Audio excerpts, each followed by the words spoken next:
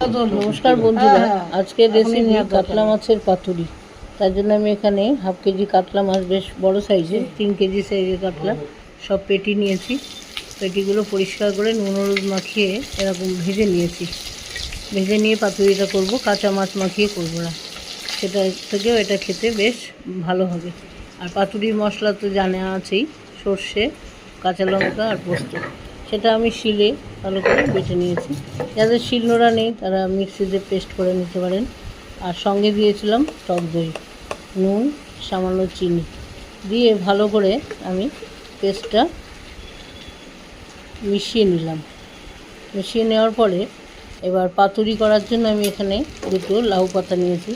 একটা লাউ পাতা কড়াই কিছুটা তেল দিয়ে বসিয়ে তার উপরে মাছগুলো সাজিয়ে দই, সর্ষে পোস্তর পেস্ট, উপর থেকে আর একটা লাউ পাতা দিয়ে স্লো ফ্লেমে আমি পাতুরিটা ভালো করে, মাছ যেহেতু ভাজা আছে বেশি সময় লাগবে না, স্লো ফ্লেমে করে নেব। এই যে এরকম মাখিয়ে নিয়ে এবার পাতুরিটা রেডি হয়ে যাবে। এই পজিশানে আসবে, খেতে কিন্তু অসাধারণ হয়। পারলে একবার বাড়িতে তোমরা অবশ্যই বানাবে।